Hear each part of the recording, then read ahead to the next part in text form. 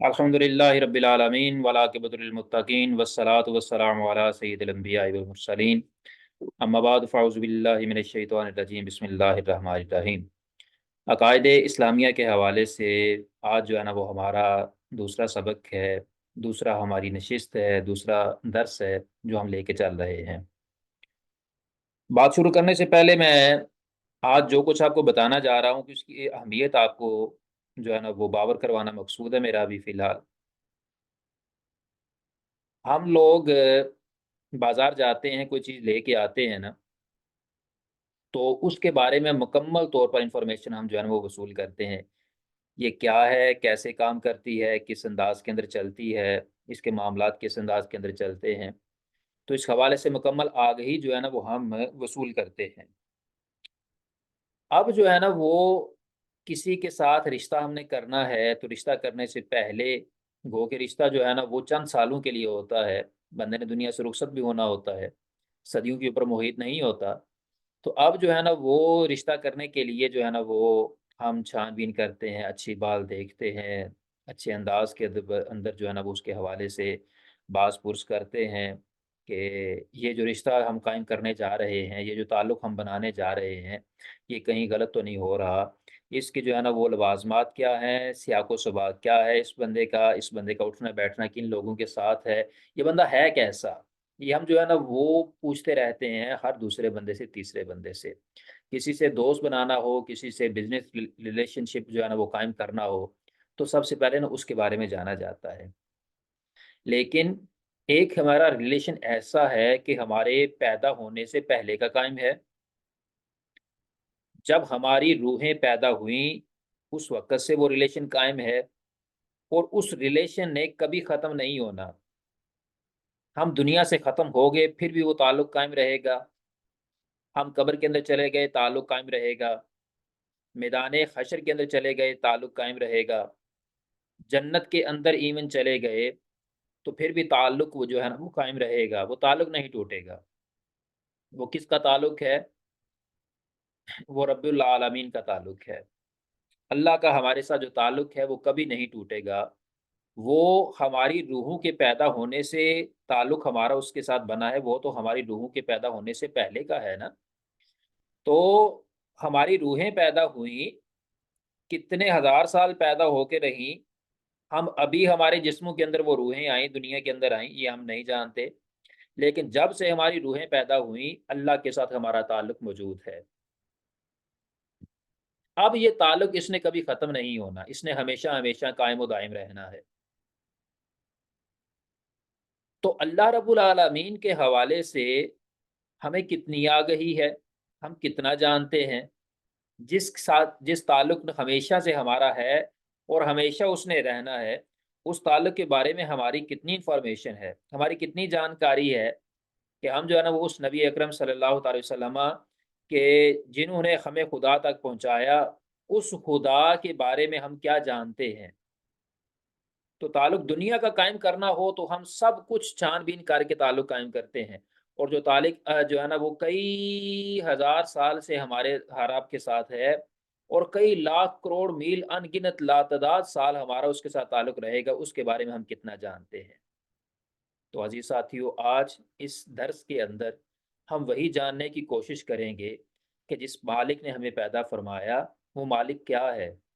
उसकी ज़ात क्या है, उसकी सिफ़ात क्या हैं, कुरान और सुन्नत मुस्तफ़ा जान रहमत सल्लल्लाहु तआला अलैहि वसल्लम आपकी लाई हुई शरीयत मुतहरा उस खुदा के बारे में हमें क्या अकीदा रखने का सबक देती है।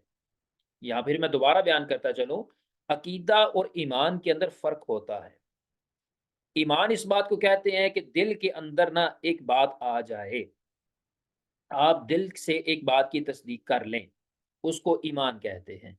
मिसाल के तौर पर मैं इस चीज़ के ऊपर ईमान लाता हूँ कि इस वक़्त आप सारे के सारे हज़रात जो है ना, वो तनदही के साथ बाकी सारे कामों को छोड़ के ना मेरी बात को सुन रहे हैं।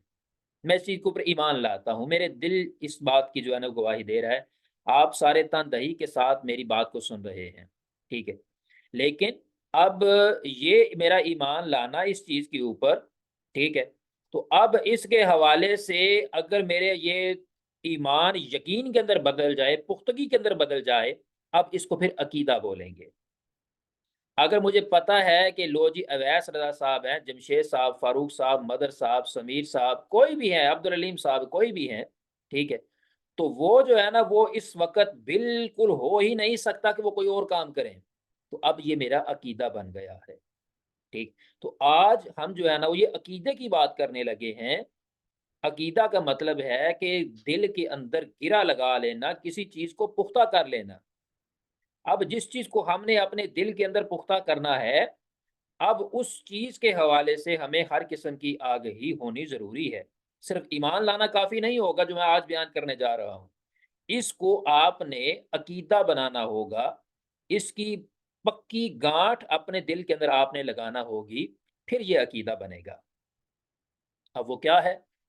توحید باری تعالیٰ کے حوالے سے، معرفت باری تعالیٰ کے حوالے سے آج میں آپ لوگوں کے سامنے نا کچھ بیان کرنے جا رہا ہوں۔ عزیز ساتھیو، اللہ تعالیٰ کے حوالے سے، باری تعالیٰ کے حوالے سے جتنے بھی عقائد ہیں یا عقائد کی جتنی بھی فروعات ہیں، جتنی کہ اس کے نیچے شاخیں ہیں، ان میں سے جو سب سے پہلی چیز ہمارے اوپر واجب ہوتی ہے نا، وہ ہے اللہ کی معرفت۔ اللہ کی معرفت ہمارے اوپر جو ہے نا وہ لازم ہوتی ہے، ہمارے اوپر واجب ہوتی ہے۔ وما خلقت الجن والانس الا لیعبدون۔ اب اس کی تفسیر کے اندر مفسرین کرام نے کہا ہے کہ لیعبدون سے مطلب ہے لیعرفون، تاکہ اللہ کا عرفان حاصل کر سکیں، اللہ کو پہچان سکیں، اللہ کو جان سکیں۔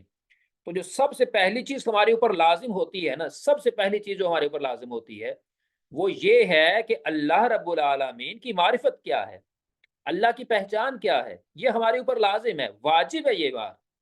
اور ایک اور بات بتا دوں، معرفت، اللہ کی معرفت جو ہے نا یہ 4 اقسام کی ہوتی ہے۔ اللہ کی معرفت کی 4 قسمیں ہوتی ہیں۔ کون کون سی ہیں؟ ان میں سے سب سے پہلی قسم جو ہے نا وہ ہے معرفت حقیقیہ۔ معرفت حقیقیہ اس بات کو بولتے ہیں کہ اللہ کی جو اصل معرفت ہے، جو حقیقی معرفت ہے، وہ ہمیں ہو جائے۔ جو معرفت حقیقی ہے یہ صرف اور صرف اللہ کے حوالے سے معرفت حقیقی صرف اللہ ہی کو حاصل ہے۔ اللہ کی جو حقیقی معرفت ہے یہ اللہ ہی جانتا ہے، اللہ کے علاوہ اور کوئی نہیں جانتا۔ اللہ کی حقیقی معرفت صرف خدا ہی جانتا ہے۔ دوسری ہوتی ہے معرفت عیانیہ۔ معرفت عیانیہ یہ ہوتی ہے کہ دیکھ کر پہچاننا، کہ ان آنکھوں کے ساتھ ہم دیکھیں اور دیکھ کے اس کی معرفت حاصل کریں، اللہ کی پہچان حاصل کریں، اس کو معرفت عیانیہ بولتے ہیں۔ اب یہ معرفت ہمیں کیسے ملے گی؟ اب یہ معرفت ہمیں جو ہے نا وہ بروز محشر ملے گی۔ اب یہ معرفت ہمیں جنت الفردوس کے اندر ملے گی۔ اس دنیا کے اندر یہ معرفت کسی کو نصیب نہیں ہوئی سوائے میرے اور آپ کے پیارے آقا محمد مصطفیٰ صلی اللہ تعالی علیہ وآلہ وسلم۔ آپ کے کسی بھی نبی کو، کسی بھی ولی کو یہ مقام حاصل نہیں ہوا۔ یہ صرف اور صرف واقعہ معراج کے موقع کے اوپر رسول جانا صلی اللہ تعالی علیہ وسلم آپ کو معرفت عیانیہ کا جو ہے نا وہ یہ ایک تحفہ جو ہے نا وہ نصیب ہوا ہے۔ معرفت حقیقی صرف رب ہی رب کے بارے میں جان سکتا ہے۔ معرفت عیانیہ اس وقت اگر کسی کو حاصل ہے اس وقت تک، تو وہ صرف اور صرف مصطفیٰ جان رحمت صلی اللہ تعالی وسلم ان کو حاصل ہے۔ ایک ہوتی ہے معرفت کشفیہ۔ کشف کہتے ہیں پردے ہٹ جانے کو۔ ہمارے درمیان اور ہمارے مالک حقیقی کے درمیان کچھ پردے ہیں، پردے حائل ہیں۔ اب وہ پردے جو ہے نا وہ ہٹتے ہیں، کس طرح ہٹتے ہیں؟ صوفیاء کرام جو ہے نا وہ بالخصوص ان کو جو معرفت ہوتی ہے وہ یہ معرفت کشفیہ ہوتی ہے۔ مختلف قسم کے طریقے ہیں، مختلف قسم کے طرق ہیں۔ جب وہ طریق بندہ حاصل کرتا چلا جاتا ہے، جب وہ بندہ آگے بڑھتا چلا جاتا ہے، پردے پردے منکشف ہوتے چلے جاتے ہیں، پھٹتے چلے جاتے ہیں، بندہ رب کا قرب حاصل کرتا چلا جاتا ہے، تو رب کے قریب ہونے کے ساتھ بھی اس کو معرفت حاصل ہوتی ہے۔ اب اس معرفت کی کیفیت کیا ہے؟ یہ جو جس کے اوپر معرفت منکشف ہو رہی ہے یہ اس کی اپنی اندر کی جو ہے نا وہ خوبیاں اور اندر کی صلاحیت کے اوپر ڈیپینڈ کرتا ہے۔ کسی کو معرفت تھوڑی ہوتی ہے، کسی کو زیادہ ہوتی ہے، کسی کو اس سے زیادہ ہوتی ہے۔ اور یہ معرفت کشفیہ بھی سب سے زیادہ مصطفیٰ جان رحمت صلی اللہ تعالی علیہ وآلہ وسلم آپ کو حاصل ہوئی تھی۔ اچھا، یہاں پر میں ایک اور بات کہنا چاہتا ہوں۔ حضرت موسیٰ علیہ السلام رب کی بارگاہ میں عرض کرنا ہوتے ہیں کہ رب ارینی، یا اللہ مجھے اپنا آپ دکھا، میں تجھے دیکھنا چاہتا ہوں۔ رب نے فرمایا لن ترانی، موسیٰ تو مجھے نہیں دیکھ سکتا۔ اللہ نے یہ نہیں کہا کہ موسیٰ مجھے دیکھا نہیں جا سکتا۔ اللہ رب العالمین ارشاد فرماتا ہے موسیٰ تو مجھے نہیں دیکھ سکتا کہ تیرا میں خالق ہوں، میں نے تجھے بنایا ہوا ہے۔ یہ جو میں نے تیری آنکھیں بنائی ہیں نا، ان آنکھوں کے اندر اتنی طاقت نہیں کہ وہ میرا دیدار کر سکیں، ان آنکھوں کے اندر اتنی طاقت نہیں کہ وہ مجھے دیکھ سکیں۔ اچھا، اب انہی آنکھوں کے ساتھ حضرت موسیٰ علیہ السلام کے بارے میں کہا گیا لن ترانی، تو نہیں دیکھ سکتا، لیکن انہی آنکھوں کے ساتھ مصطفیٰ جان رحمت صلی اللہ تعالی علیہ وسلم آپ نے جو ہے نا وہ رب العالمین کا دیدار بھی کیا ہوا ہے۔ اب یہ کیسے ممکن ہے؟ بشریت کا تقاضا دیکھا جائے، بشریت کا حوالہ دیکھا جائے تو مصطفیٰ جان رحمت بھی ایک بشر ہیں، حضرت موسیٰ علیہ السلام بھی ایک بشر ہیں۔ اب بشریت کے حوالے سے تو جو اگر اگر موسیٰ علیہ السلام کی آنکھیں نہیں دیکھ سکتی تو مصطفیٰ جان رحمت کی آنکھیں بھی نہیں دیکھنی چاہیے۔ لیکن عزیز ساتھیوں، ایک حدیث قدسی سامنے آ جاتی ہے کہ جس کے اندر اللہ رب العالمین ارشاد فرماتا ہے کہ جب بندہ میرا قرب حاصل کرتا ہے نا، جب میرے قریب ہو جاتا ہے نا، تو پھر میں کیا کرتا ہوں؟ کن تو باسا رہو اللہ یبصر بہا، میں اس کی آنکھیں بن جاتا ہوں جن کے ساتھ وہ دیکھتا ہے۔ آنکھیں تو بندے کی ہوتی ہیں، آنکھیں یہ جو ہے نا وہ ایک بشری آنکھیں ہوتی ہیں، لیکن ان آنکھوں کے پیچھے جو دیکھنے کی طاقت ہوتی ہے نا وہ رب العالمین کی ہوتی ہے۔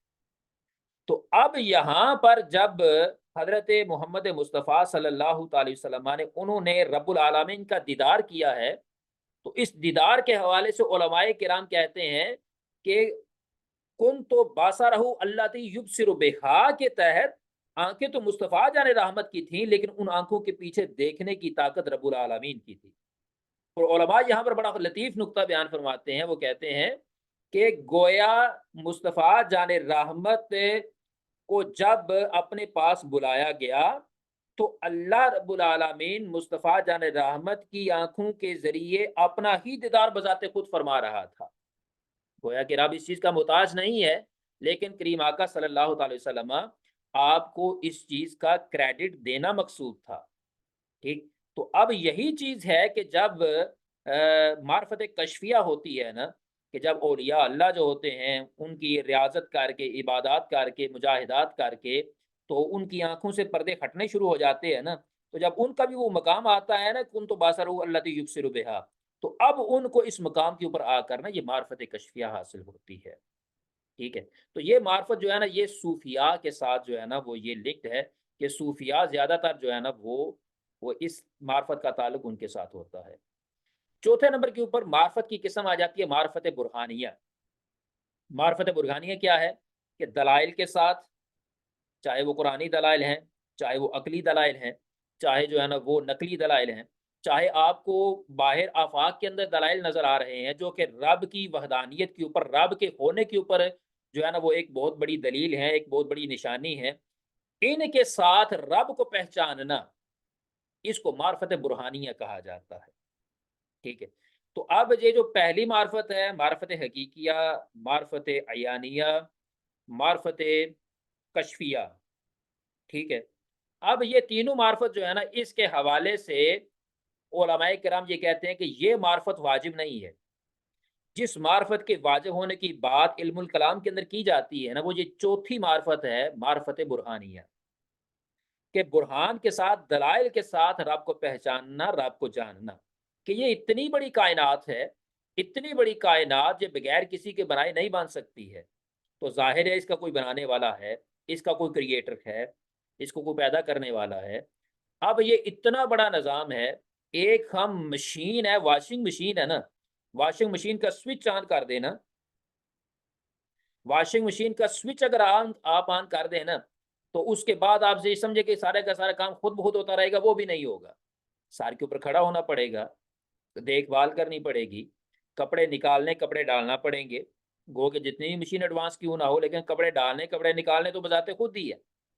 تو ایک مشین اپنی ورکنگ جو ہے نا وہ بغیر کسی کے جو ہے نا وہ نگرانی کے بغیر نہیں کر سکتی، تو اتنی بڑی کائنات کی مشین جو ہے نا وہ بغیر کسی کے نگرانی کے کیسے چل سکتی ہے؟ تو یہ ایک دلائل ہیں، یہ ایک آیات ہیں، یہ نشانیاں ہیں۔ اب ان کو دیکھ کے نا تو انسان قرآن مجید کے اندر آتا ہے کہ وفین انفسکم، تمہارے اپنے اندر میں نے نشانیاں رکھی ہوئی ہیں، افلا تبصرون، کیا تم ان کے اندر غور و فکر نہیں کرتے ہو؟ تو ہمارے اندر بھی نشانیاں رکھی ہوئی ہیں کہ جن کے اوپر غور و فکر کرنے کا اللہ رب العالمین ہمیں حکم دے رہا ہے۔ اور یہ افلا تبصرون، یہ انداز رب العالمین کا بتا رہا ہے کہ رب العالمین زجر و توبیخ کر رہا ہے کہ تم کیوں نہیں کرتے ہو غور و فکر اپنی ذات کے اندر، کہ اپنی ذات کے اندر بندہ غور و فکر کر لے تو بندہ رب تک پہنچ جاتا ہے، رب کا عرفان بندے کو نصیب ہو جاتا ہے۔ اب یہ انسان ہے، اس انسان کے اندر کئی چیزیں ہیں، ڈی این اے کو لے لیں۔ اب ڈی این اے ایک ایسی چیز ہے کہ جو اس کی بنیاد کے اوپر اگر جو ہے نا وہ تحقیق کرنے والے اگر جو ہے نا وہ بائس نہ ہوں، اگر وہ متعصب نہ ہوں، تو وہ اس چیز کو تسلیم کریں گے کہ واقعی انسان کو پیدا کرنے والا کوئی ہے۔ ایک کا ڈی این اے دوسرے کے ساتھ میچ نہیں ہو رہا ہے۔ دوسرے نمبر کے اوپر ہمارے فنگر پرنٹس ایک کے دوسرے کے ساتھ میچ نہیں ہو رہے، ہماری آنکھوں کے کلر ایک کے دوسرے کے ساتھ میچ نہیں ہو رہے۔ 7 ارب کی آبادی کے اندر اگر ایک فنگر پرنٹ میرے ہیں تو وہ پوری کی پوری 7 ارب کی آبادی کے اندر کسی دوسرے کے نہیں ہے۔ اٹ مینس کہ کوئی جو ہے نا وہ سینٹرلائزڈ پاور ہے، سینٹرلائزڈ کوئی سسٹم ایسا ہے کہ جو پاکستان کے جو ہے نا وہ پیدا ہونے والے بچے کی فنگر پرنٹس امریکہ کے اندر پیدا ہونے والے بچے سے مختلف بنا رہا ہے۔ یہ خود بخود نہیں ہو سکتا، اگر خود بخود ہونا ہوتا تو فنگر پرنٹس کافی سارے لوگوں کے ملتے ہوتے۔ تو اب یہ آیات، یہ برہان، یہ دلائل، یہ چیزیں ہمیں بتاتی ہیں کہ سم تھنگ از بیہائنڈ اس، کوئی ہے جو پیدا کرنے والا ہے، کوئی ہے جو اس نظام کو چلانے والا ہے۔ تو اب جو ہے نا ان چیزوں کے اوپر جو ہے نا وہ غور و فکر کر کے، تدبر کر کے، جا بجا قرآن مجید کے اندر اللہ رب العالمین انہی آفاق کے اندر غور و فکر کا حکم دے رہا ہے، انہی آفاق کے اندر، انہی نشانیوں کے اندر تدبر کرنے کا حکم دے رہا ہے کہ تدبر کرنے کے ساتھ اب اللہ تک پہنچو۔ اور حضرت امام اعظم ابو حنیفہ آپ کا فتویٰ ہے، آپ کہتے ہیں یہ رب کا بڑی کرم نوازی ہے کہ اللہ نے ہمارے تدبر اور ہمارے غور و فکر کے لیے اللہ نے انبیاء کو مبعوث فرما دیا۔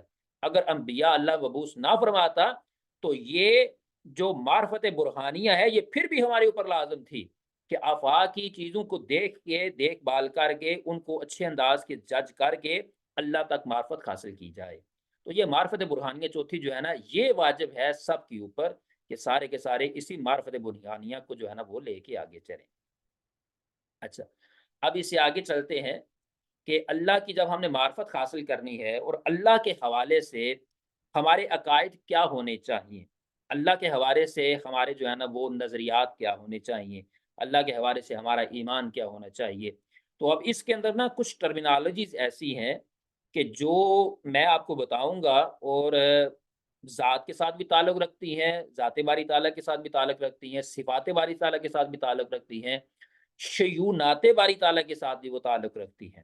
تو ان چیزوں کا جاننا نا آپ کے لیے از حد ضروری ہے، کیونکہ یہ کسی عام کی بات نہیں ہو رہی، یہ ہمارے اس تعلق والے کی بات ہو رہی ہے کہ جس نے ہماری روح کو پیدا کیا تو ہمارا تعلق قائم ہوا، اور اب یہ قائم ہونے والا تعلق کبھی بھی نہیں ٹوٹے گا، چاہے قبر کے اندر ہوں، چاہے دنیا کے اندر ہوں، چاہے حشر کے اندر ہوں، چاہے جنت کے اندر چلے جائیں، اب یہ تعلق ہمارا جو ہے نا وہ کبھی نہیں ٹوٹے گا۔ تو جس کے ساتھ ہمارا تعلق ازلی ہے اور ابدی رہے گا، اب اس کے بارے میں باتیں کرنے لگا ہوں کہ وہ ہے کیا، اس کی معرفت ہے کیا۔ تو قرآن و سنت سے جو ہمارے اکابرین ہیں، علماء کرام ہیں، انہوں نے اللہ رب العالمین کی معرفت کے حوالے سے نا کچھ چیزیں جو ہے نا وہ قلم بند کی ہوئی ہیں، ٹھیک؟ تو ان کا جاننا، ان کے اوپر ایمان لانا، یہ ہم سب کے اوپر واجب ہے، اس کو واجب قرار دیا گیا ہوا ہے کہ ان کے اوپر ایمان لانا، اللہ تعالیٰ کی ان جو ہے نا وہ جو ٹرمینالوجی میں بیان کرنے لگا ہوں، ان کے اوپر ایمان لانا ہم میں سے ہر ایک کے اوپر لازم ہے، ہر ایک کے اوپر واجب ہے۔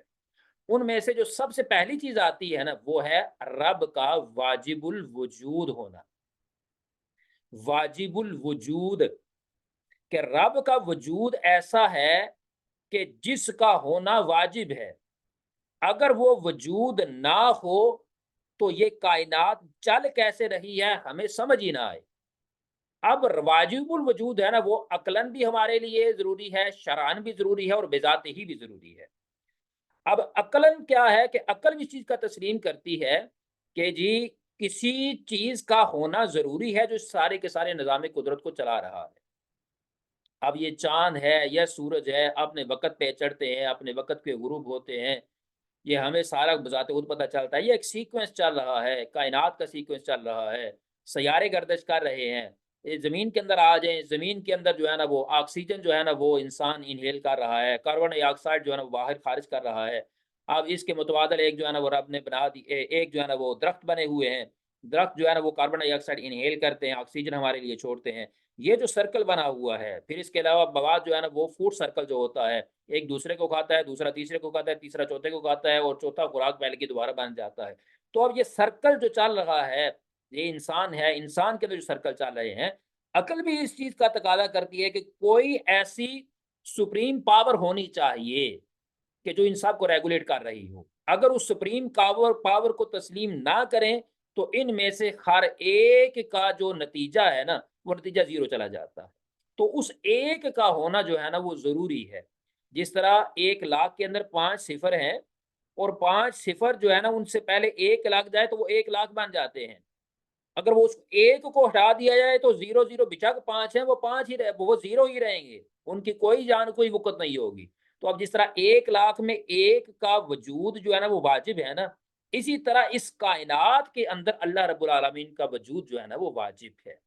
اب یہ عقل بھی اس چیز کا تقاضا کرتی ہے، شرعی طور پر بھی اس کا تقاضا ہے کہ اللہ رب العالمین کتاب العرائض کے اندر جا بجا اس کی مثالیں دے رہا ہے۔ اللہ لا الہ الا هو الذی خلق لکم، جس نے تمہیں پیدا فرمایا ہے، اللہ ہی جو ہے نا وہ ان اللہ علی کل شیء قدیر، جا بجا قرآن مجید کے اندر شرعی طور پر بھی جو ہے نا اس بات کا تقاضا ہے کہ اللہ ایک ایسی ذات ہے کہ جس کا وجود، جس کا ہونا یہ واجب ہے، لازم ہے، ضروری ہے۔ اور اس کے ساتھ ساتھ اللہ کا یہ وجود جو ہے نا وہ یہ بذات ہی ہے، اللہ کا کوئی کریٹر نہیں ہے، اللہ کو کوئی پیدا کرنے والا نہیں ہے۔ تو جو اگر اللہ کو کوئی پیدا کرنے والا اگر ہم تسلیم کر لیں نا تو پھر اللہ تو پھر خالق ہو گیا، ساری اللہ تو پھر مخلوق ہو گیا، اب اس کا بھی کوئی خالق ہوگا۔ تو اٹ مینس کہ اب جو ہے نا یہ دوران چلتا رہے گا، نہ ختم ہونے والا سلسلہ شروع ہو جائے گا۔ تو اسی لیے علماء کرام نے بڑا خوبصورت ہمیں جو ہے نا وہ عقیدہ دیا کہ اللہ واجب الوجود ہے، تو اپنی ذات کے ساتھ واجب الوجود ہے، اس کو بنانے والا کوئی نہیں ہے، اس کا کوئی کریٹر کوئی نہیں ہے۔ جس کا کوئی کریٹر ہو وہ مخلوق بن جاتا ہے، اور مخلوق کو ہم خدا نہیں کہہ سکتے، مخلوق کو ہم اللہ نہیں کہہ سکتے۔ یہ بات جو ہے نا یہ ذہن کے اندر رکھ لیجئے، اللہ اگر واجب الوجود ہے تو اپنی ذات کے ساتھ واجب الوجود ہے، وہ کسی کا محتاج نہیں ہے۔ کچھ لوگوں کا عقیدہ ہے کہ ثم استوى علی العرش، اللہ رب العالمین عرش کے اوپر استوا فرما دیا، تو ہم کہتے ہیں جیسا اس کی شان کے لائق ہے، قرآن مجید کی آیت مبارکہ جیسا اس کی شان کے لائق ہے۔ اب یہ کہنا کہ اللہ ٹھہرنے کے لیے عرش کا محتاج ہو گیا، یہ بات بالکل ٹھیک نہیں ہے، یہ بالکل غلط عقیدہ ہے۔ تو اللہ جو ہے نا وہ جیسا بھی ہے وہ اپنی شان کے لائق ہے، وہ کسی کا بھی محتاج نہیں ہے، اس کو کسی کی ضرورت نہیں ہے مدد کی، اس کو کسی کی جو ہے نا وہ سہارے کی ضرورت نہیں ہے۔ وہ اگر قائم و دائم ہے، ازل سے قائم ہے، اب تک قائم ہے، تو اپنی ذات کے ساتھ قائم ہے، کوئی اس کو قائم رکھنے والا نہیں، کوئی اس کو سہارا دینے والا نہیں۔ تو واجب الوجود یہ پہلا عقیدہ ہے جو اللہ رب العالمین کے بارے میں ہمارا ہونا چاہیے۔ دوسرا عقیدہ ہے قدم کا، اللہ قدیم ہے۔ قدیم کہتے ہیں اس کو کہ جس سے پہلے کوئی نہ ہو، اس کو قدیم کہا جاتا ہے۔ کہ جو چیز، جو ہستی ایسی ہے کہ اس سے پہلے کوئی نہیں ہے، اس کو قدیم کہیں گے۔ اور اگر یہ ایک چیز ہے کہ جس سے پہلے بھی کوئی تھا تو اب اس چیز کو جو ہے نا وہ حادث کہیں گے۔ حادث اور قدیم یہ دو ٹرمینالوجی نے یاد رکھیے گا۔ حادث کیا ہے کہ اس سے پہلے بھی کوئی تھا، میں ہوں، میرے سے پہلے بھی انسان تھے، وہ جو میرے سے پہلے انسان ہیں ان سے پہلے بھی انسان تھے، ان سے پہلے بھی انسان تھے، ان سے پہلے حضرت آدم علیہ السلام تھے، حضرت آدم علیہ السلام سے بھی پہلے تھے، پہلے جبریل امین تھے، جبریل امین سے بھی پہلے کوئی تھا، ٹھیک ہے، کرتے کرتے کرتے کرتے کرتے آ جائیں گے اللہ رب العالمین تک۔ تو اللہ رب العالمین سے نیچے جتنے بھی ہیں نا ان سب سے پہلے کوئی نہ کوئی تھا، تو اس لیے وہ سارے کے سارے حادث ہوئے۔ اب آ جائیں اللہ رب العالمین، کہ اللہ رب العالمین سے پہلے بھی کوئی تھا، جواب ہے نو، نہیں تھا۔ تو اب جو ہے نا جس کے پہلے کوئی نہ ہو اس کو قدیم کہا جاتا ہے۔ تو اللہ کے بارے میں مسلمانوں کا بالخصوص، ٹھیک ہے، عقیدہ یہ ہے کہ اللہ رب العالمین کی ذات قدیم ہے، ایسی ذات ہے کہ اس سے پہلے کوئی بھی نہیں تھا، اس کے بعد سارے ہیں جو اس نے پیدا فرمائے ہوئے ہیں، لیکن اس سے پہلے کوئی نہیں تھا، اس کو قدیم کہا جاتا ہے۔ اور اس کے ساتھ ساتھ اللہ رب العالمین کی ایک اور صفت ہم بتاتے ہیں، وہ ہے بقا۔ بقا یہ ہے کہ اللہ رب العالمین ایک طرح قدیم ہے، اور دوسری اس کی جو ہے نا وہ صفت یہ ہے کہ وہ باقی رہنے والا ہے، اس کی کوئی انتہا نہیں ہے، کوئی اینڈنگ پوائنٹ نہیں ہے، وہ لامتناہی ہے۔ جس طرح وہ اس کی ابتدا بھی جو ہے نا وہ لامتناہی ہے، اس طرح اس کی انتہا بھی لامتناہی ہے۔ سارے کے سارے حوادث، سارے کے سارے حادث جتنے بھی ہیں وہ ختم ہو جائیں گے، لیکن وہ ختم نہیں ہوگا۔ یہ اللہ کے بارے میں ہمارا دوسرا عقیدہ ہے کہ اللہ ازل سے ہے، ابد تک رہے گا، اللہ کا کوئی اینڈنگ پوائنٹ نہیں ہے۔ تو یہ اللہ کے بارے میں ہمارا تیسرا عقیدہ ہے۔ چوتھا عقیدہ کیا ہے؟ کہ اللہ ایک ہے۔ لو کان فیہما آلہۃ الا اللہ لفسدتا، اسی کو توحید بولتے ہیں۔ اللہ خود ارشاد فرماتا ہے کہ میں ایک ہی ہوں، تنہا ہوں، میرے ساتھ کوئی دوسرا نہیں ہے۔ اگر میرے ساتھ کوئی دوسرا ہوتا، اگر میرے ساتھ کوئی دوسرا ہوتا، اس ساری کے ساری کائنات کا نظام درہم برہم ہو کے رہ جاتا، ساری کی ساری کائنات کا نظام جو ہے نا وہ خراب ہو جاتا، فساد برپا ہو جاتا۔ تو اللہ ارشاد فرماتا ہے میں ایک ہی ہوں۔ اب اللہ کی توحید کے اوپر سورہ اخلاص ہر ایک پڑھتا ہے، کل شریف جس کو ہم بولتے ہیں، یہ کل شریف جو ہے نا وہ انتہائی خوبصورت چیز ہے، انتہائی خوبصورت چیز ہے۔ اور اس کو کہتے ہیں کہ اگر آپ سے کوئی نان مسلم پوچھے نا کہ اللہ جس کو آپ عبادت کرتے ہیں اس کی ڈیفائن کرو، اس کی ڈیفینیشن، اس کی تعریف کرو، تو اس کے جواب کے اندر نا کل سورہ اخلاص سنا دو۔ اللہ کی کمپلیٹ جامع اور معنی ڈیفینیشن سورہ اخلاص ہے۔ اب سورہ اخلاص کے اندر کیا ہے؟ کل هو اللہ احد، اے حبیب آپ فرما دیجئے کہ وہ اللہ ایک ہے، اللہ الصمد، اللہ بے نیاز ہے، اللہ کو کسی کی ضرورت نہیں ہے، اللہ کسی کی جو ہے نا وہ ہیلپ کا محتاج نہیں ہے، اللہ بے نیاز ہے، ہر چیز سے غنی ہے، ہر چیز سے غنی ہے، سب کو اس کی ضرورت ہے لیکن اس کو کسی کی ضرورت نہیں ہے۔ ٹھیک ہو گیا؟ تو کل هو اللہ احد اللہ الصمد لم یلد ولم یولد، اللہ نہ تو پیدا ہوا اور نہ ہی اس نے پیدا کیا، اللہ تو نہ ہی جو ہے نا وہ اس نے جنم لیا اور نہ ہی اس نے آگے جنم دیا۔ ٹھیک ہے، نہ تو اس نے جنم لیا اور نہ ہی جنم اس نے دیا۔ ولم یکن لہ کفوا احد، اور کوئی بھی اس کے ایکول نہیں ہے، کوئی بھی اس کے برابر نہیں ہے، وہ سب سے بڑا ہے۔ یہ جو ہے نا یہ توحید کی 4 لائن ڈیفینیشن جو ہے نا یہ سب سے خوبصورت ترین ڈیفینیشن ہے اللہ رب العالمین کی۔ اگر آپ سے کوئی پوچھتا ہے، یہ سوال کرتا ہے کہ جی اللہ کی تعریف کیا ہے، تو اس کے جواب میں کے اندر آپ سورہ اخلاص سنا سکتے ہیں۔ لیکن یہاں پر نا میں ایک مغالطہ ہے اس کی جو ہے نا وہ میں بےخونی کرنا چاہتا ہوں اس مقام کے اوپر۔ وہ یہ ہے کہ جب ہم رسالت مآب صلی اللہ تعالی وسلم آپ کے فضائل بیان کرتے ہیں نا، تو اس وقت یہ مسئلہ بن جاتا ہے کہ رسول اللہ کے فضائل بیان کرنے کو اللہ کے ساتھ شریک ٹھہرانے کے ساتھ تعبیر کیا جاتا ہے۔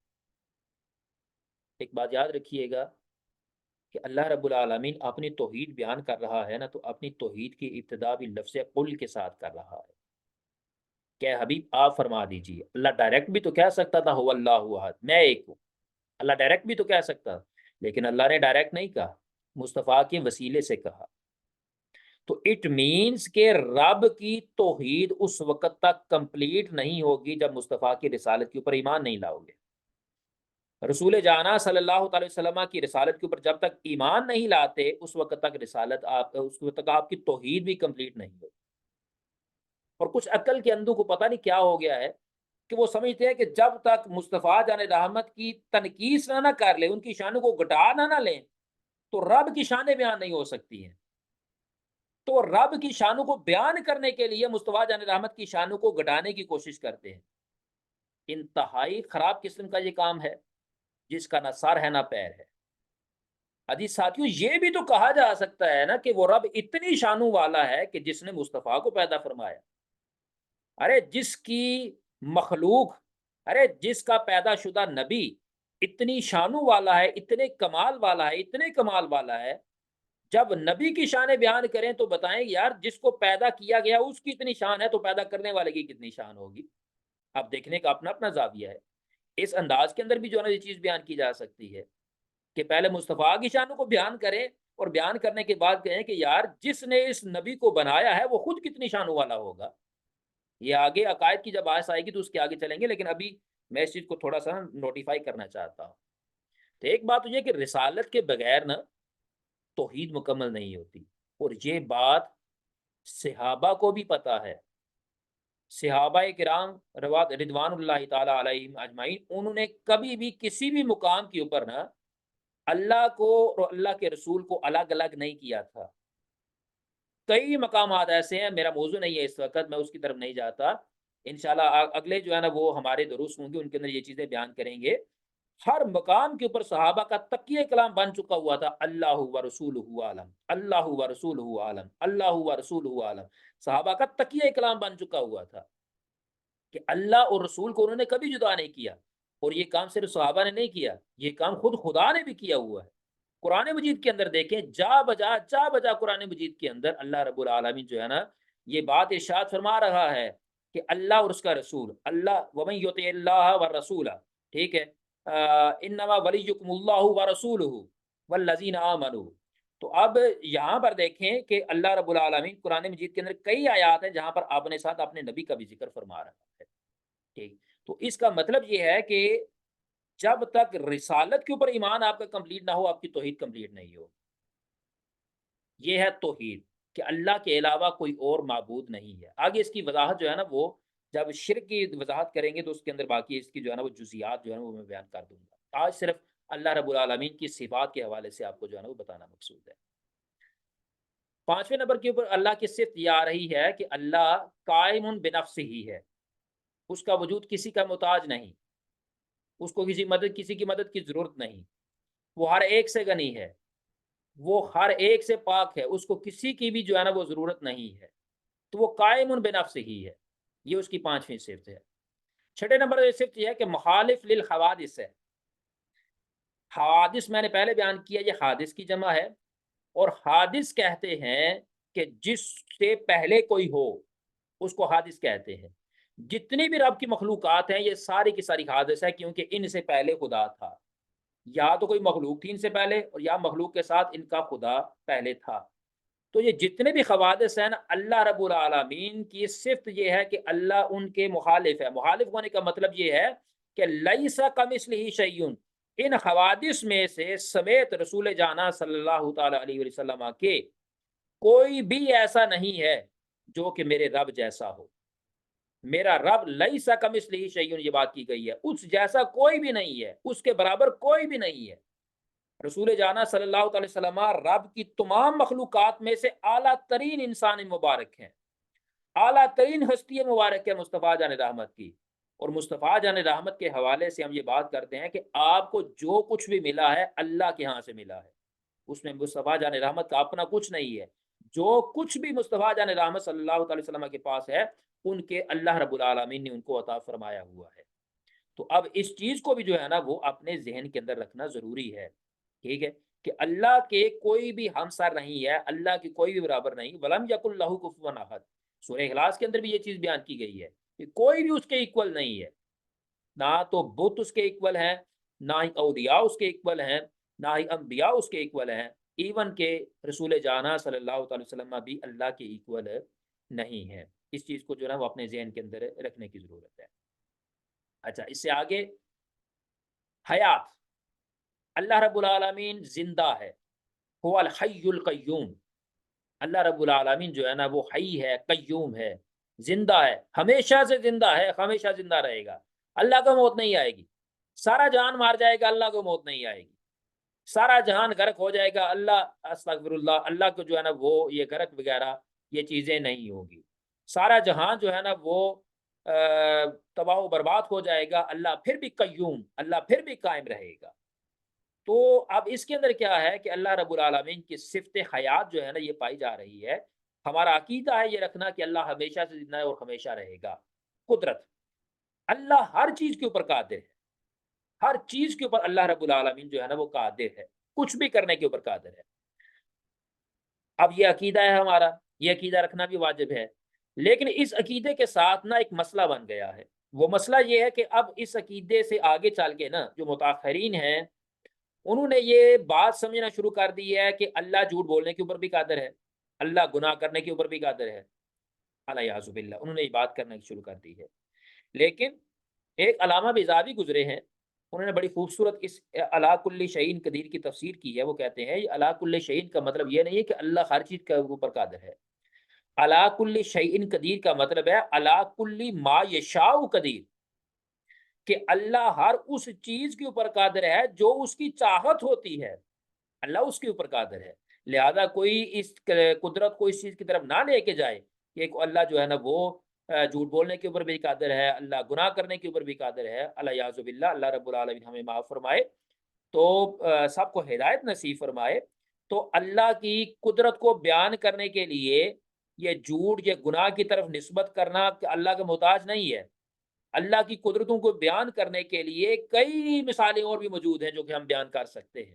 تو یہ اپنا اپنا انداز بیان ہوتا ہے کہ کوئی جو ہے نا وہ اس کے حصے اللہ کی قدرت بیان کرنے کے لیے مصطفیٰ جان رحمت صلی اللہ تعالی وسلم کی ذات و برکت آ جاتی ہے کہ اللہ اس چیز کی قادر رکھتا ہے کہ مصطفیٰ جان رحمت کو اس نے پیدا فرمایا۔ اتنا خوبصورت انسان، اتنا کمال والے انسان، اتنا با اخلاق انسان، جس نے انسانیت کو انسانیت سکھائی، انسانوں کو انسانیت سکھائی، اتنا خوبصورت ترین انسان، سب سے افضل ترین انسان، یہ اللہ قادر ہے اس چیز کا کہ اس نے پیدا فرمایا ہے۔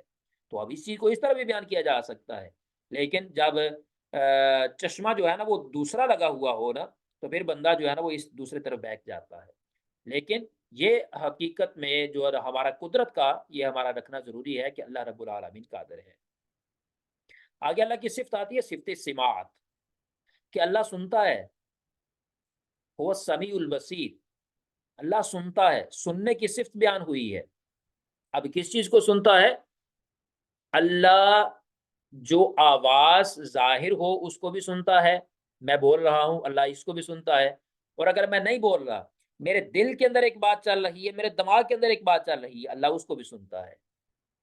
حدیث پاک کے اندر آتا ہے، میرے آقا دو عالم صلی اللہ علیہ وسلم ارشاد فرماتے ہیں میرے اوپر نہ تو تمہارے رکوع پوشیدہ ہے نہ ہی خشوع پوشیدہ ہے، یعنی کہ آقا دو عالم نماز پڑھا رہے ہیں، امامت کروا رہے ہیں، صحابہ پیچھے ہیں، آقا ارشاد فرماتے ہیں کہ نہ تو تمہاری ظاہری حالت مجھ سے پوشیدہ ہے اور نہ ہی باطنی حالت مجھ سے پوشیدہ ہے۔ تو جب رسول جانا سے باطنی حالت پوشیدہ نہیں ہے تو اللہ سے پوشیدہ کیسے ہوگی؟ تو اللہ رب العالمین سمیع ہے، سننے والا ہے۔ ایک بندہ بول کے بات کرتا ہے اللہ اس کو بھی سنتا ہے، ایک بندہ دل کے اندر اللہ سے بات کرتا ہے اللہ اس کو بھی سنتا ہے، اور اللہ بصیر بھی ہے۔ اگلی صفت ہے اللہ کی، اللہ کی بصیر بھی ہے۔ بصیر کا مطلب یہ ہے کہ اللہ دیکھنے والا ہے۔ تو اب اللہ کا یہ دیکھنا جو ہے نا، یہ اس سے مراد یہ ہے کہ چاہے تو کوئی چیز چھپی ہوئی ہے، کوئی چھوٹی سے چھوٹی چیز ہے، اللہ اس کو بھی دیکھتا ہے، کوئی بڑی سے بڑی چیز ہے تو اللہ اس کو بھی دیکھتا ہے۔ اللہ کی نظر قدرت سے کوئی بھی چیز پوشیدہ نہیں ہے، اللہ کی سماعت قدرت سے کوئی بھی چیز مخفی نہیں ہے۔ اللہ ہر چھپی سے چھپی چیز کو بھی سن لیتا ہے اور ہر چھوٹی سے چھوٹی چیز کو بھی دیکھ لیتا ہے۔ ٹھیک ہے، تو یہ سمیع اور بصیر، سماعت اور بصارت، یہ دونوں اللہ کی صفات ہیں جو کہ بیان ہو رہی ہے۔ آگے آتا ہے اللہ کا کلام، اللہ اکبر، باری تعالیٰ کلام فرماتا ہے۔ ایک بات یاد رکھیے گا کہ ایک ہوتا ہے کلام لفظی، ایک ہوتا ہے کلام نفسی۔ میں آپ سے بات کر رہا ہوں تو یہ کلام ہے، لیکن یہ کلام لفظی ہے، الفاظ کے ساتھ۔ الفاظ کہتے ہیں جو چیز ہم منہ سے باہر پھینکتے ہیں، الفاظ کے ساتھ ہم بات کر رہے ہوتے ہیں۔ لیکن یہ جو میں لفظ منہ سے ادا کر رہا ہوں نا، یہ لفظ کسی نہ کسی چیز کے آئینے دار ہیں جو میرے دل کے اندر ہے، میرے دماغ کے اندر ہے۔ ایک پکچر ہے میرے دماغ کے اندر، میں نے جو درس آپ کو پڑھا رہا ہوں اس سبق کی ایک پکچر ہے جو میرے دماغ کے اندر ہے، میرے دل کے اندر ہے۔ اب اس چیز کو ریپریزنٹ کر رہے ہیں میرے یہ ورڈز، میرے یہ الفاظ۔ تو یہ جو کلام لفظی ہے اس کے پیچھے ایک کلام نفسی بھی ہوتا ہے، کہ جب میری ہونٹ بند ہوتے ہیں، ہونٹ ہل نہیں رہے ہوتے، تو اس وقت بھی میرے اندر گفتگو چل رہی ہوتی ہے۔ میرے مائنڈ کے اندر نا بڑی جنگیں چل رہی ہوتی ہیں، یہ کر لینا چاہیے، یہ کر لینا چاہیے، اس کو کلام نفسی بولتے ہیں۔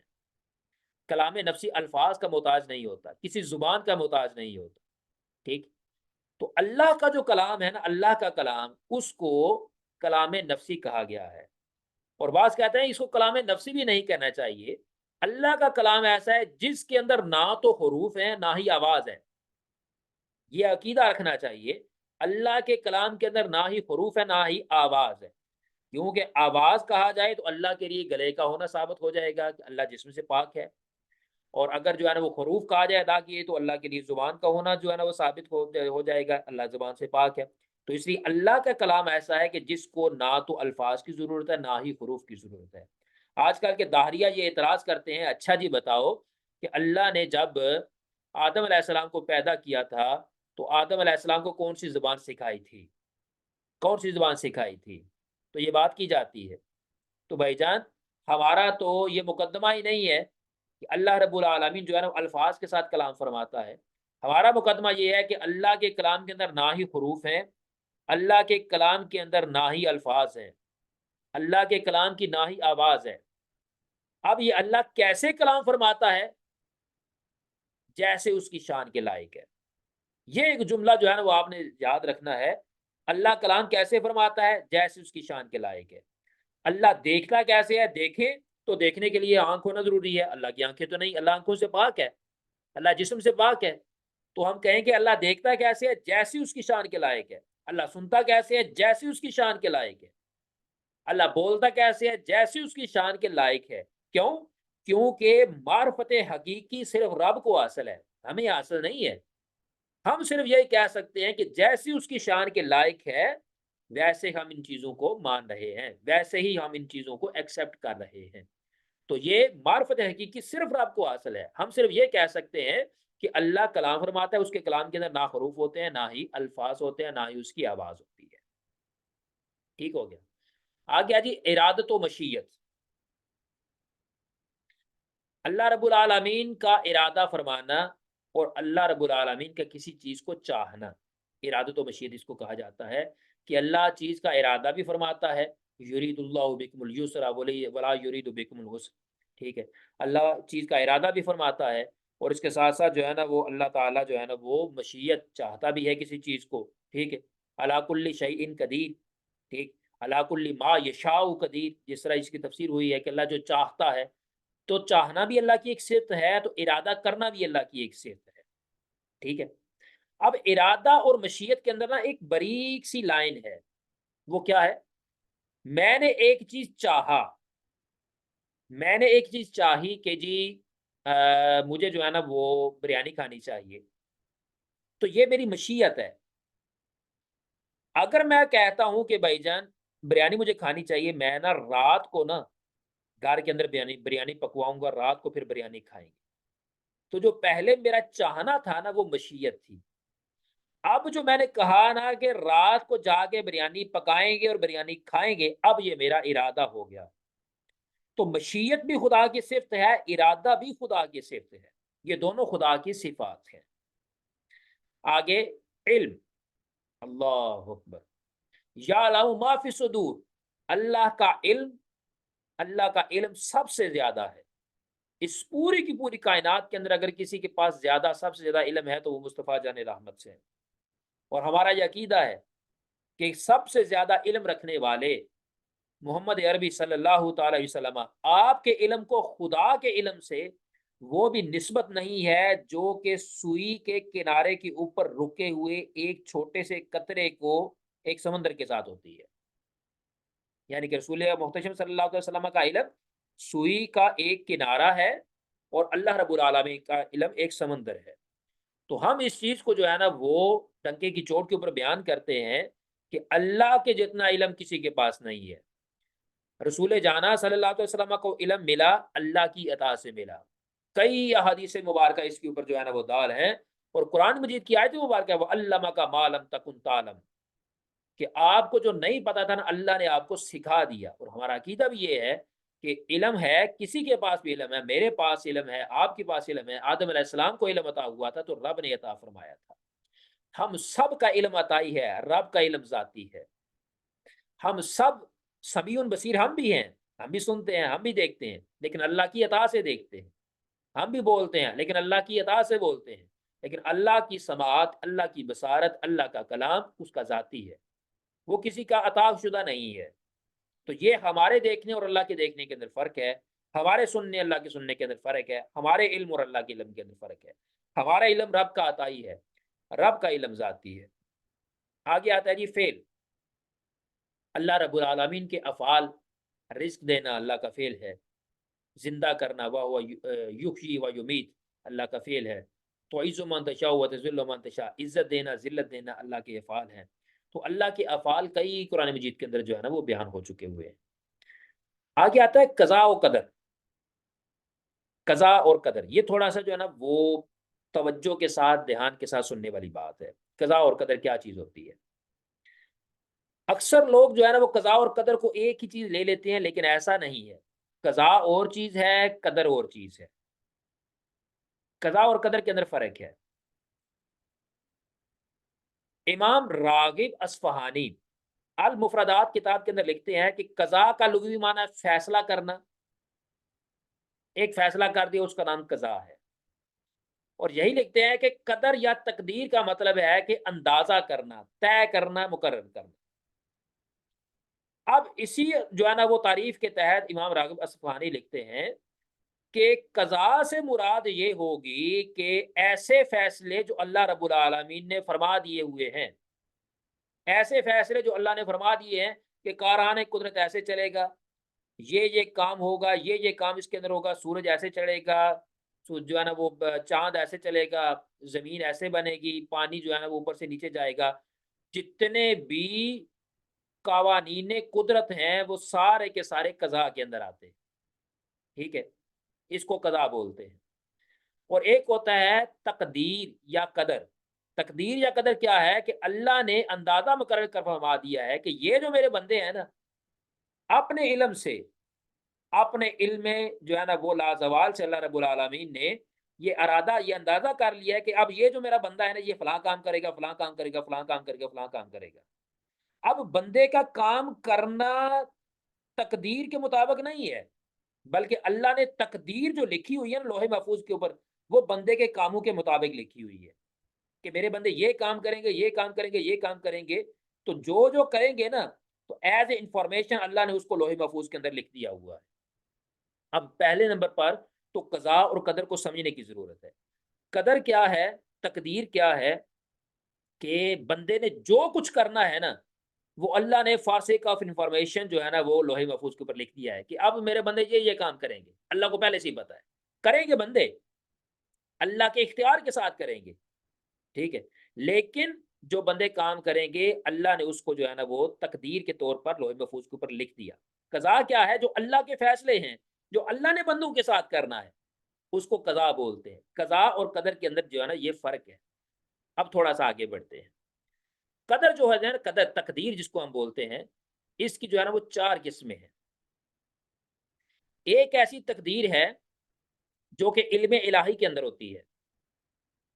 اب یہ تقدیر تبدیل نہیں ہوتی، یہ سیم ٹو سیم رہے گی۔ اللہ کے علم کے اندر ہے ایک بندے نے کیسے ابتدا کرنی ہے، کیسے اس نے گناہ کرنے ہیں، کیسے اس نے مجھ سے توبہ کرنی ہے، کیسے میں نے اس کو معاف کروا دینا ہے، کیسے اس کو میں نے جنت کے اندر داخل کرنا ہے۔ یہ اس کی تقدیر تبدیل ہو رہی ہے، لیکن علم الہی کے اندر تبدیل نہیں ہو رہی۔ اللہ کو پہلے سے ساری چیزوں کا پتہ ہے۔ ایک تقدیر ہوتی ہے علم الہی کے اندر، اور جو علم الہی کے اندر تقدیر ہوتی ہے وہ تبدیل نہیں ہوتی ہے، وہ سیم ٹو سیم رہتی ہے۔ دوسری تقدیر ہے جو کہ لوح محفوظ کے اوپر لکھی ہوئی ہوتی ہے۔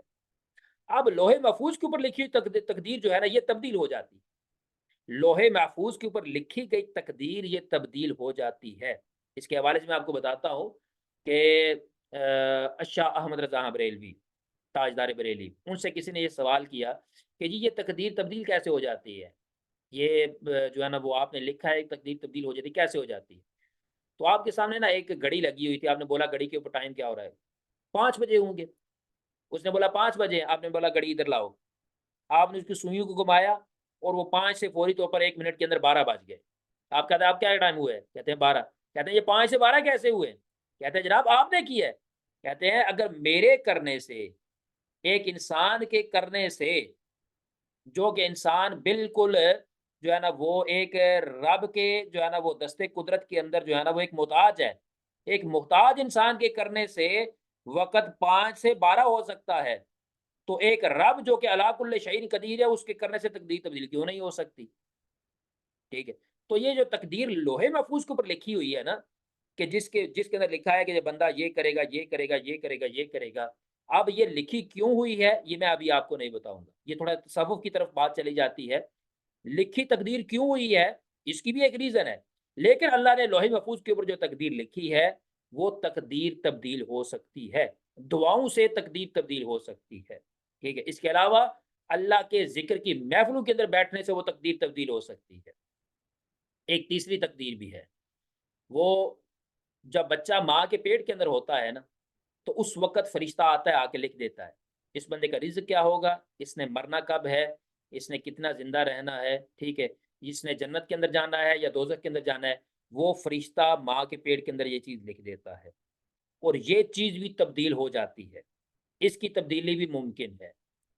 اور چوتھے نمبر کے اوپر وہ تقدیر ہے کہ مقدر امور کو ان کے اوقات تک پہنچانا، مقدر امور ہے کہ اس بندے نے جو ہے نا وہ رات 7:30 بجے مر جانا ہے، ٹھیک ہے، اب اس بندے کو 7:30 بجے تک زندہ رکھنا ہے تو کیسے رکھنا ہے، اب یہ بھی ایک تقدیر ہے، اب یہ بھی تقدیر بھی تبدیل ہو سکتی ہے۔ کہنے کا مطلب یہ ہے کہ جو پہلی تقدیر کی قسم ہے نا، جو علم الہی ہے وہ تبدیل نہیں ہوتی، باقی تینوں کی تینوں تبدیل ہو جاتی ہے۔ تقدیر جو ہوتی ہے یہ انفارمیٹو ہوتی ہے، تقدیر جو ہوتی ہے یہ معلوماتی ہوتی ہے، یہ معلومات فراہم کرتی ہے کہ بندے نے کیا کرنا ہے، یہ کیا نہیں کرنا۔ تو جو پہلی تقدیر رب کے علم کے اندر ہوتی ہے وہ تبدیل نہیں ہوتی، کیونکہ رب کو پہلے سے ہی پتا ہوتا ہے کہ اس بندے نے کب مجھ سے توبہ کرنی ہے، کب میں نے اس کی لوہے محفوظ والی تقدیر کو تبدیل کرنا ہے، یہ بھی رب کے علم کے اندر پہلے سے ہے، ٹھیک ہے۔ اب آ جاتے ہیں قضاء کی طرف۔ قضاء کی دو قسمیں ہوتی ہیں، ایک ہوتی ہے قضاء مبرم، ایک ہوتی ہے قضاء معلق۔ قضاء مبرم، قضاء ہوتا ہے فیصلہ، جو اللہ نے فیصلہ کر دیا ہے کہ اس بندے کو میں نے جو ہے نا وہ اتنے بجے اتنے دن، اس دن کو جو ہے نا وہ میں نے اس کی ڈیتھ کر دینی ہے، یا کیا ہے کہ اس بندے کے لیے جو ہے نا وہ میں نے یہ کام اس طرح کر دیا ہوا ہے۔ تو جو قضائے مبرم ہے وہ ٹال نہیں سکتی، وہ اٹال ہوتی ہے، وہ تبدیل نہیں ہوتی ہے قضائے مبرم۔ اللہ نے اگر کہہ دیا ہے کہ ابو جہل کلمہ نہیں پڑھے گا تو میرے آقا کے ہاتھوں میں کنکریوں کو کلمہ پڑھتے دیکھ کے بھی وہ کلمہ نہیں پڑھے گا، ٹھیک ہے، تو اس کو قضائے مبرم بولتے ہیں۔ اللہ کے جو فیصلے اٹل ہیں نا، کہ اس چاند نے نکلنا ہے، اس سورج نے نکلنا ہے، اس انداز میں نکلنا ہے، دن آنا ہے، رات آنی ہے، سردی آنی ہے، گرمی آنی ہے، یہ فیصلے اٹل ہیں اللہ کے، یہ فیصلے تبدیل نہیں ہونے والے۔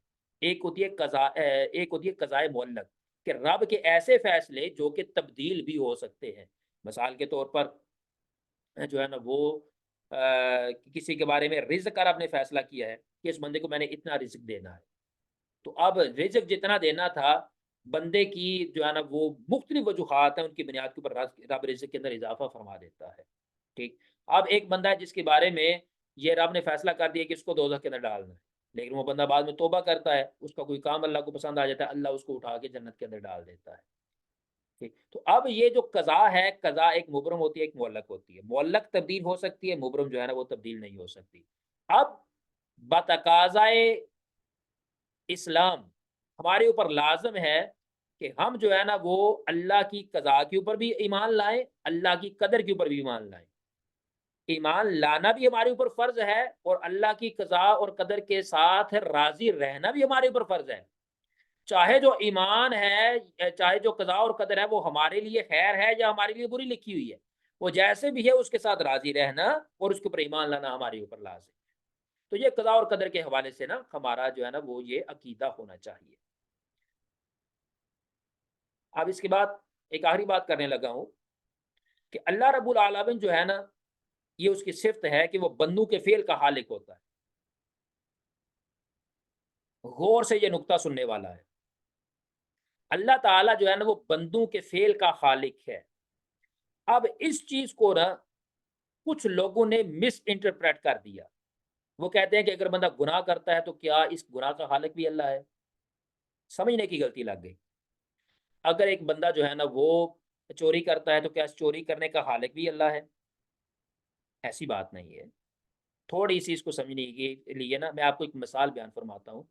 حضرت امام اعظم ابو حنیفہ، ان کے پاس ایک انسان آتا ہے.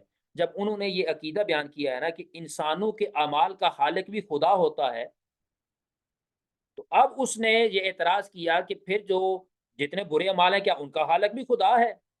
آج بھی کئی لوگوں کو اس چیز کی سمجھ نہیں آ رہی ہے. بات ایسے ہی ہے، ہم بھی یہی چیز بیان کے یہی جملہ بیان کرتے ہیں، وہ بھی یہی جملہ بیان کرتے ہیں، بس سمجھ کی فرق لگ جاتی ہے. وہ چیز میں آج آپ کو ابھی سمجھانا چاہتا ہوں. یہ چیز اگر آپ نے پک کر لی تو کافی سارا علم جو ہے نا وہ آپ کے حوالے ہو جائے گا. اب جو ہے نا وہ بندے کہتے ہیں کہ کیا جو گناہ کر رہے ہیں اس گناہ کا خالق بھی اللہ ہے؟ حضرت ابو حنیفہ یہ سوال ہوا.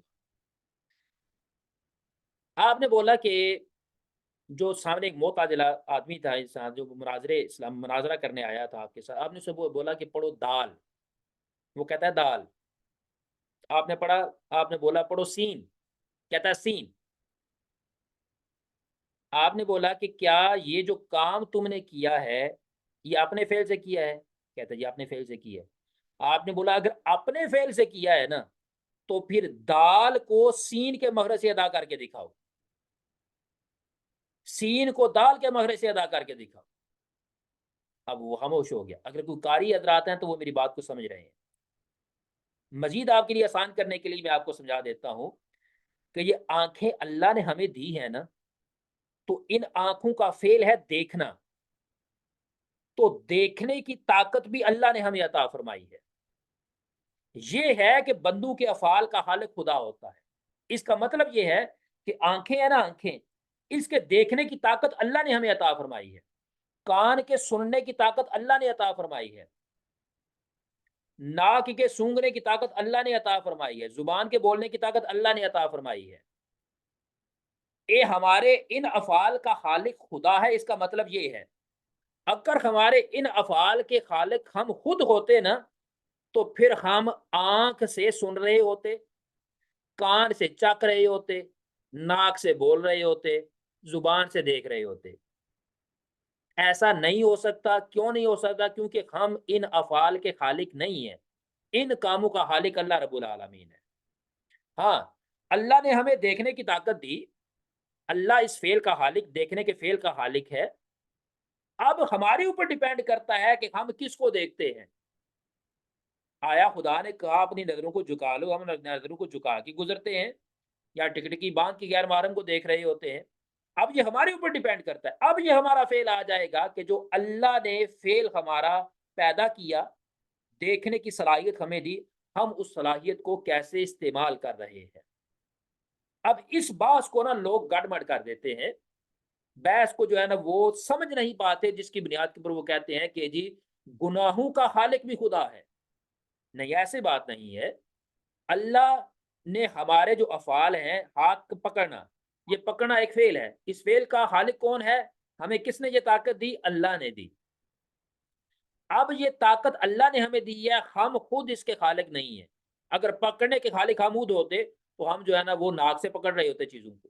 نہیں کر سکتے. خالق خدا ہے، اس نے پکڑنے کے لیے ہاتھ بنائے ہوئے ہیں اور ہاتھ کی طاقت دی ہے. ہاں، اب ہمارے اوپر جو ہے نا وہ یہ ایک ٹیسٹیفائی ہے، ایک جو ہے نا وہ ٹیسٹ ہے کہ جو طاقت میں نے تجھے دی ہے اس طاقت کو میرے رولز کے مطابق تم استعمال کرتے ہو یا اپنی منمانی کرتے ہو. اب یہاں پر جو ہے نا وہ لِیَبْلُوَکُمْ أَیُّکُمْ أَحْسَنُ عَمَلًا، اللہ دیکھنا یہ چاہتا ہے کہ تم میں سے کون سا انسان جو ہے نا وہ اچھے اعمال کرنے والا ہے. تو یہ جو میں نے نا کچھ خدا کی صفات جو ہے نا وہ بیان کی ہے کہ یہ صفات اللہ کے بارے میں یہ عقیدہ رکھنا ہمارے اوپر واجب ہے. میں دوبارہ دوہرا دیتا ہوں آپ کے سامنے کہ نمبر 1 کے اوپر آتا ہے اللہ کا واجب الوجود ہونا.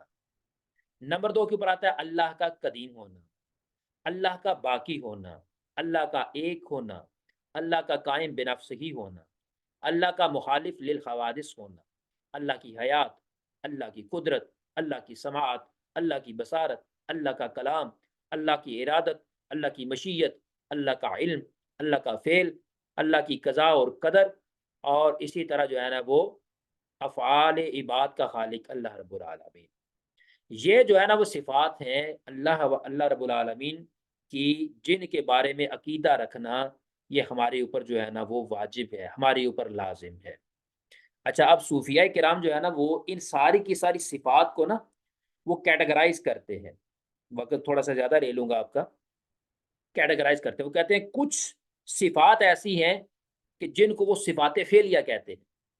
صفات فعلیہ کون کون سی جو میں نے ابھی بیان کیا؟ جن کے اندر اللہ رب العالمین کو کام فرماتا ہے، جن کے اندر کسی کام کا کرنا پایا جاتا ہے. مثال کے طور پر ارادہ کرنا، مشیت، اللہ کا فعل. یہ جو چیزیں ہیں نا، یعنی کہ جو اللہ کے لیے جو ہے نا وہ ہم ارادہ کرتے ہیں، جس کے اندر فعل پایا جاتا ہے، کلام ہے. اسی طرح تو یہ جتنی بھی چیزیں ہوں گی نا، یہ ساری کی ساری صفات فعلیہ کے اندر آئیں گی. ایک ہوتی ہے صفات سلبیہ.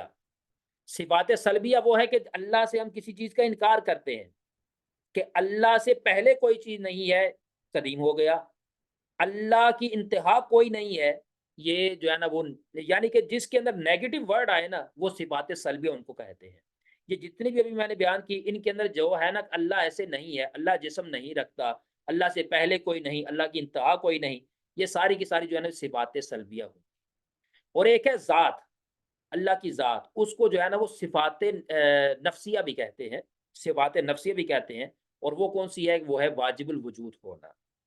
اب یہ واجب الوجود ہونا ایک الگ صفت ہے. اس کو بعد جو ہے نا وہ صفات ثبوتیہ کے اندر بھی لوگ لے آتے ہیں کہ جن کے اندر کسی چیز کی پازیٹیوٹی بیان ہو، وہ صفات ثبوتیہ ہے. ٹھیک ہے، ایک صفات سلبیہ ہے. اس طرح لوگ بیان کرتے ہیں. اچھا، صفات کے علاوہ نا صوفیہ کرام ایک لفظ استعمال کرتے ہیں، شیونات. شیونات کو بیان کرتے ہیں. تھوڑا سا جو ہے نا وہ آپ کے لیے جو ہے نا وہ مشکل ہو جائے گا، لیکن موضوع سے، ٹاپک سے ریلیٹڈ ہے تو میں آپ کو بیان کرتا چلوں. ایک ہوتا ہے صفات فعلیہ، صفات ثبوتیہ. صفات فعلیہ جس کے اندر کام کرنے کا پایا جائے. صفات ثبوتیہ ہوتا ہے جس کے اندر کسی چیز کی پازیٹیوٹی پائی جائے کہ اللہ یہ ہے. یہ صفات ثبوتیہ ہے. یہ 8 صفات ہیں. صفات سلبیہ یہ 5 صفات ہیں کہ جن کے اندر اللہ سے کسی چیز کی نفی کو جو ہے نا وہ ظاہر کیا جا رہا ہو. اور ایک ہوتا ہے شیونات ذاتیہ. شیونات ذاتیہ کس کو کہتے ہیں؟ ایک بات یاد رکھیے کہ ایک خدا کی ذات ہے، ایک خدا کی صفات ہے. اب اس ذات اور اس صفات کے درمیان کے اندر شیونات آتی ہے. اور اس شیونات کا مقام کیا ہے؟ وجہ باری تعالی، اللہ رب العالمین کے بالکل سامنے ہونا. ٹھیک ہے، آپ تصور کرتے ہیں، تصور کیا کرتے ہیں کہ اللہ رب العالمین میرے سامنے ہے اور میں اللہ کے سامنے ہوں. تو اس صورتحال کے اندر اللہ کی تجلیات جو ہے نا وہ آپ کے اوپر نازل ہوتی ہیں. اب یہ جو تجلیات نازل ہو رہی ہے نا، ان کو شیونات ذاتیہ بولتے ہیں. شیونات ذاتیہ، یہ ٹرمینالوجی آپ کو سمجھ میں آ گئی. صفات کی مختلف جو اقسام ہیں. اب یہ صفات جو ہے نا، یہ میں اس لیے کیٹیگرائز نہیں کر رہا، اسپیسیفک بیان نہیں کر رہا، کیونکہ بعض نے ارادہ کو صفات ثبوتیہ کے اندر شامل کیا ہے، بعض نے صفات فعلیہ کے اندر شامل کیا ہے. تو یہ بار اختلاف لے، میں نے صرف اتنا بتا دیا فعلیہ کس کو بولتے ہیں، صفات ثبوتیہ کس کو بولتے ہیں، اور صفات سلبیہ کس کو بولتے ہیں، اور شیونات ذاتیہ کس کو بولتے ہیں. میں امید کرتا ہوں جتنا بھی آپ کو بیان کیا، اللہ رب العالمین جو ہے نا وہ اس کو قبول فرمائے، اس کے صدقے ہم سب کے گناہوں کو معاف فرمائے، اور جو کچھ بیان کیا اس کو یاد رکھنے کی توفیق عطا فرمائے. بہت شکریہ آپ سب لوگوں کا. اللہ حافظ.